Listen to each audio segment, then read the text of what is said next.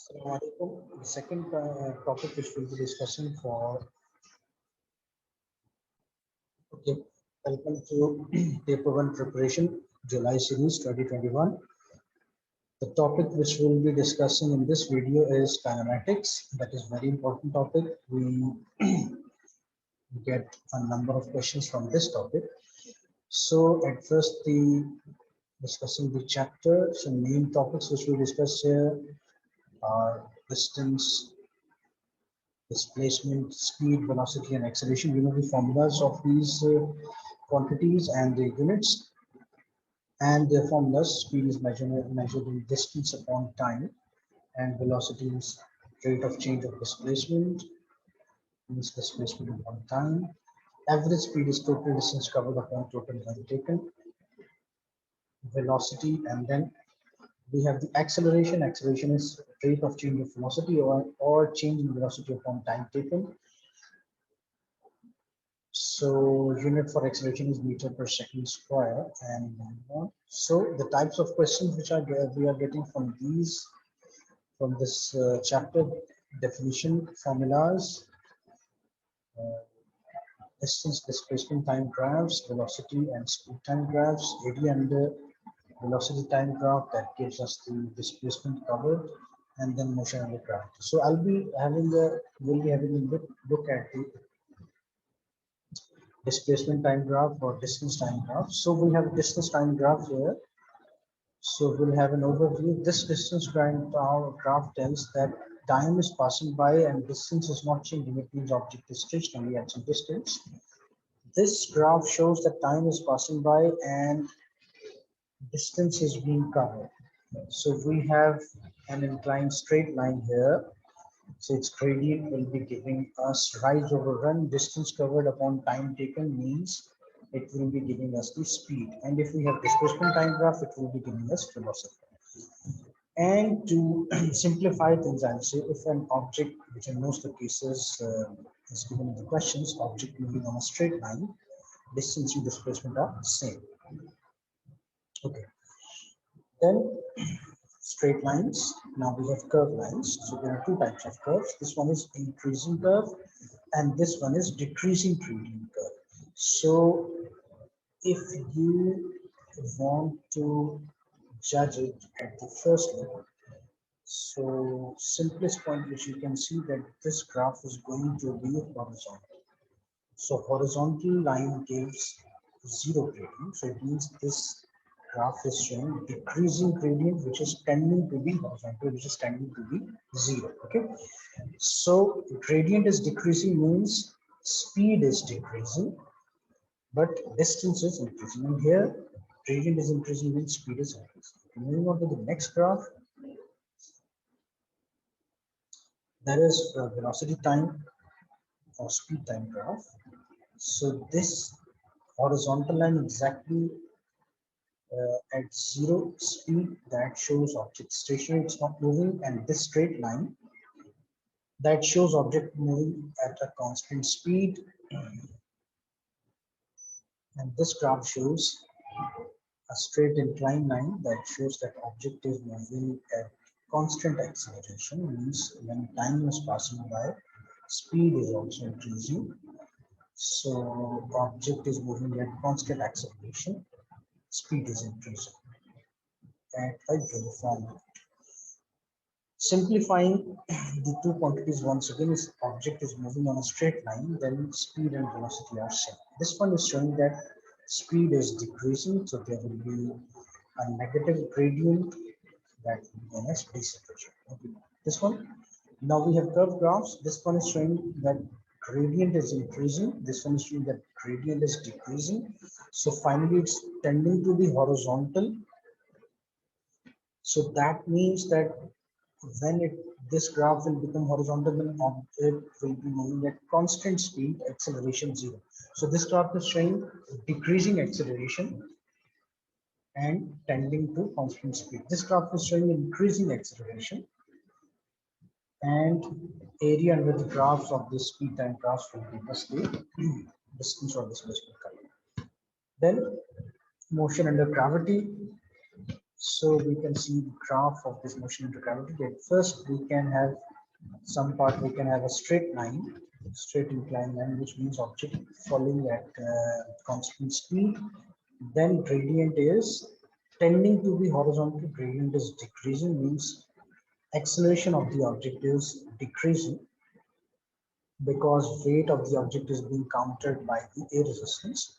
Finally, we have a horizontal straight line. That means weight has been countered by the air resistance, object falling with terminal velocity. And then parachute opens. Once again, the speed decreases drastically. And after some time, we have terminal velocity comes again, and the paratrooper touches the ground. Okay.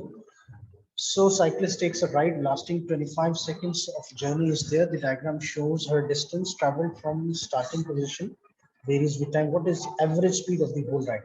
So that graph shows 25 seconds journey and total distance covered is 150 meters. So total distance covered upon total time will give you, I guess, 6 meters per second of speed. Okay, lorry take 15 minutes to travel along a path, PQRS. What is the average speed? Again, total distance covered upon total time.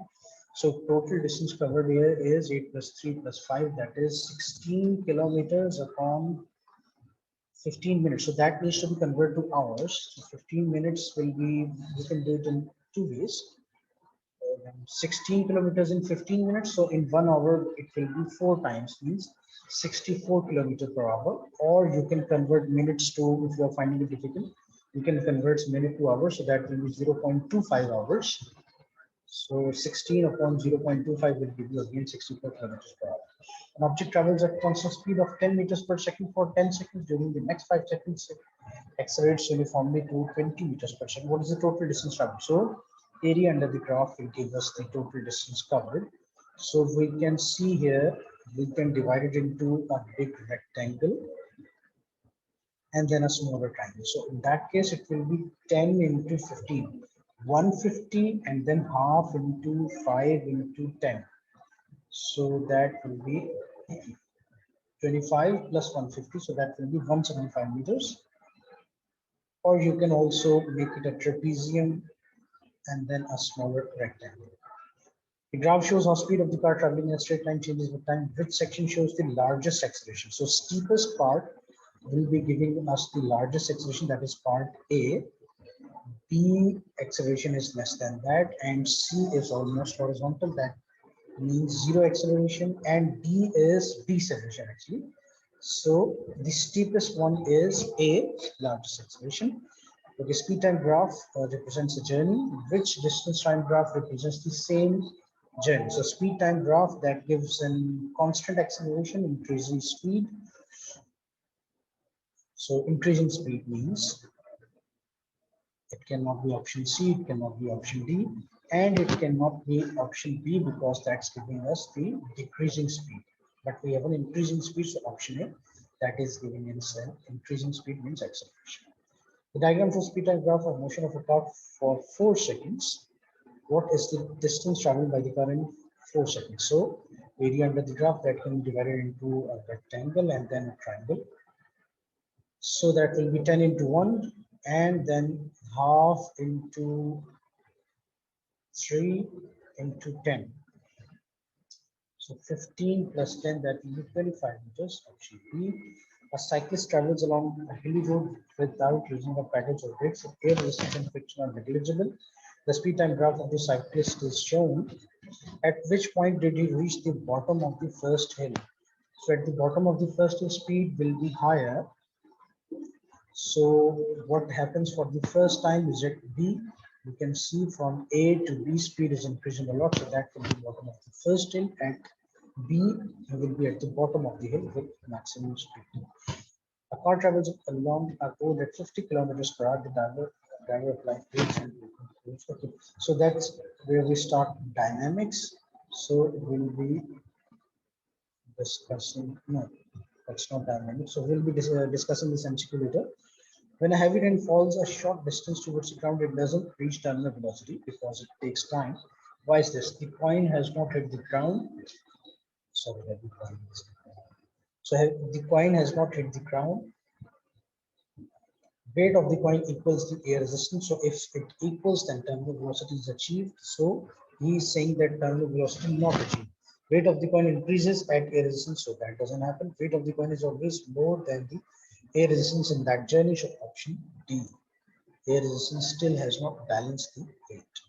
Speed time graph of falling skydiver is shown below. As he falls, the skydiver speed spreads out his arms and legs and then opens his parachute. Which part of the graph shows the skydiver falling with terminal velocity? So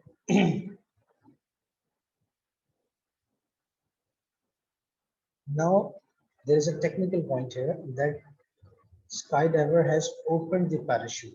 So we discussed the freely falling objects graph earlier also. So for a skydiver, we had seen that terminal velocity was achieved twice, but here he says that parachute has been opened. So we are talking about the second time, that is option D. Okay, table tennis ball is released from the top of an evacuated tube, which graph shows how the speed of the ball changes with time as it falls to the bottom of the tube. So there is no air resistance. So speed is increasing, acceleration is constant, and we cannot go for option C and D, which are showing that speed is decreasing. We can go for A and B, and A is showing constant acceleration. B would have been if there would have been air resistance, but now we'll be going for option A because in absence of air resistance, acceleration will be constant and speed will be increasing at constant rate. The graph shows how the height of an object above the ground changes with time. What is the terminal velocity? So you can see here at first horizontal line, it means it was starting to accelerate. And then the part where we have a constant inclined straight line. So that shows constant deceleration. Sorry, that doesn't show constant deceleration. That shows speed is constant. Okay. So that shows terminal velocity. Terminal velocity is where speed is constant and acceleration is zero. So straight inclined line will be showing.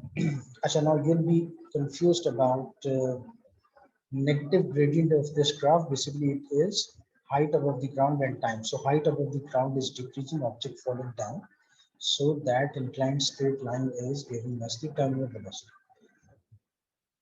So we can find out the answer. What is the terminal velocity? So we can have a reading here from 1 to 2 or 1 to 2.5. That's exactly straight line. If you find it difficult, you can place a scale here and identify the straight part of the slope. So 1 to 2.5, that will be okay. Why not take it from 1.5 to 2.5? That's 1 second. It will be easier for us. So speed height decreases from 2 to 0. 2 upon 1, that will be 2 meters per second. So the diagram shows a parachutist in 4 positions after she jumps from the height. At what position does she have terminal velocity? So A, it's not moving. B, accelerating, it will not be terminal velocity. C, it's not accelerating. So option C will be the right option. The graph illustrates the motion of an object. Which feature of the graph represents the distance traveled by the object while it's moving at a constant speed? So that is area under the graph of D.